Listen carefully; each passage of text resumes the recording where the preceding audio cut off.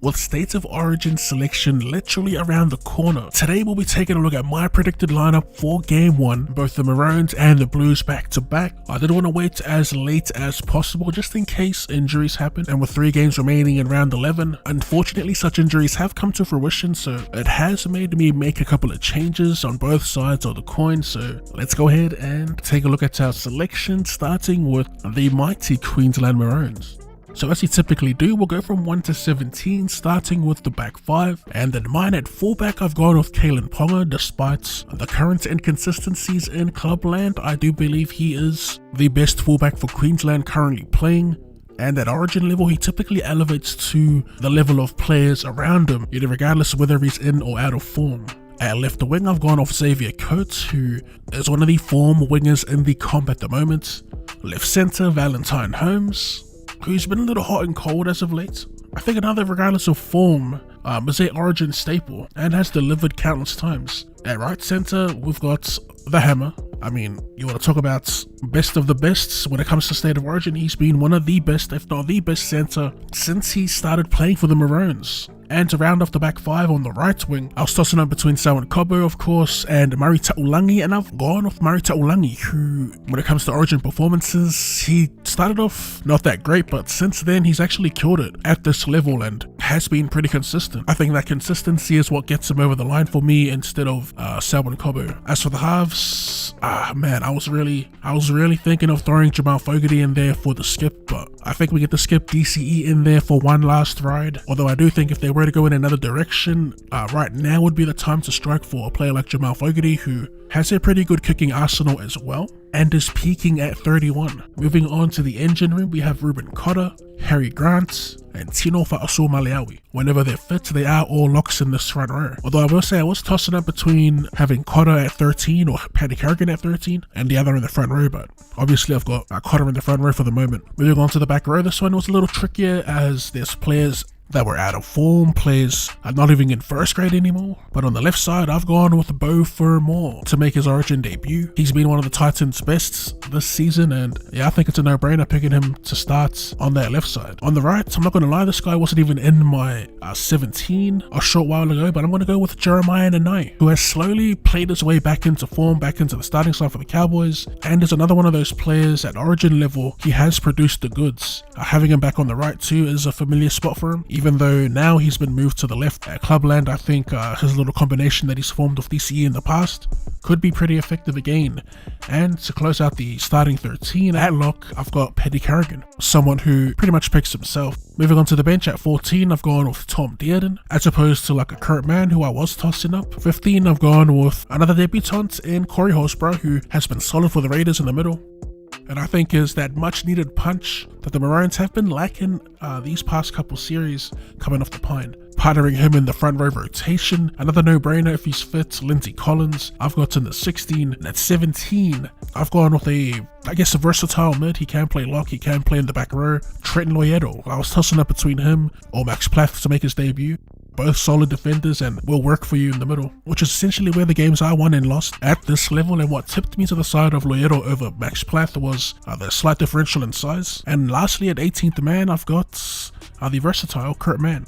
Now, moving on to the New South Wales Blues, starting with the back 5, and right off the bat, we're going to have a chat about fullback. It was between Dylan Edwards, James Tedesco, and Ryan Pappenhausen. I landed on Dylan Edwards. For this makeup, I do think he fits perfect. He doesn't really overplay his hand as Tedesco does, and he's able to get through the dirty work, something that Pappenhausen's size doesn't allow him to do. Edwards at his best gives you the best of both worlds. He may not have that Ryan Pappenhausen game-breaking ability, nor does he need it, as at this level he's surrounded by game-breakers. Where he shines is through effort and 1%ers, and yeah, that's why I've got him at number 1. Moving on to the wing, left wing, we've got a lock in Brian To'o, and partnering him at left centre, I believe another lock, Latrell Mitchell. At right centre, another auto lock, and that is Steve Crichton, who's been unbelievable since joining the Bulldogs. The contentious spot up for grabs in the back 5 was that right wing spot, and for mine it was between 3 players, Jacob Carraz, Zach Lomax, and Tom Trbojevic. I've ultimately settled on Zach Lomax. I honestly think him and Carraz are like on equal footing. I'm not really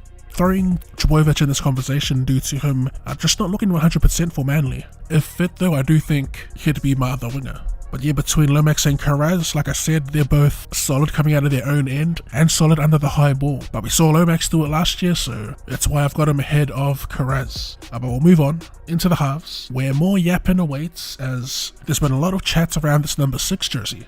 Actually, first of all, 7. Nathan Cleary is a lock. He's another one of those players that, if healthy, he'll always be in the conversation. He does have the best kicking game in the league, and second to him is who I've gone with in number 6, Mitchell Moses.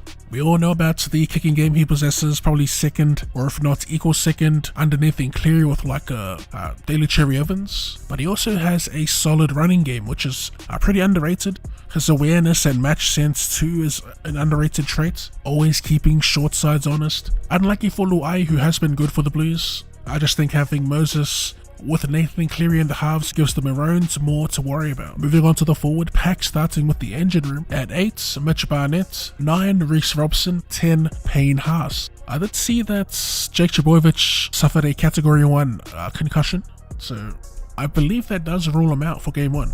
That's why I've elevated Barnett from the bench to the starting front row. Reece Robson and Payne Haas pretty much picked themselves. Both have been killing it in Clubland. Speaking of, moving on to the back row. On the left, I've gone with Hudson Young, and on the right, Liam Martin. Personally, I think Hudson Young's undeniable, and if he were to be picked, he would have to start for the Blues to get the best out of him, in my opinion. As I've seen in the past, him coming off the pine just doesn't work. So yeah, I've actually got him ahead of the out of form Angus Crichton, which you could make a case that, like other players on this list, in or out of form, Crichton might be a lock. For me though, that's not the case. In jersey 13, I've gone with Isaiah Yeo. He gives you pace through the middle, can ball play, but for Origin, I'm telling him to strip it back. And yeah, just his connection with Nathan Cleary, Dylan Edwards. Moving on to the bench, we have another auto lock in Connor Watson, who has been absolutely ripping and tearing for the Chooks this year.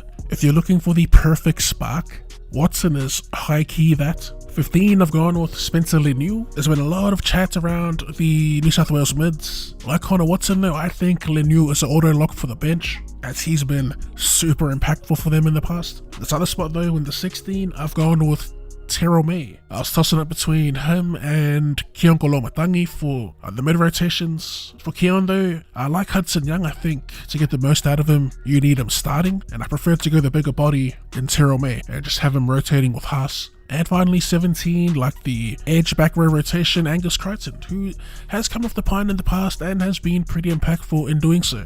He was always going to make my 17 for the Blues.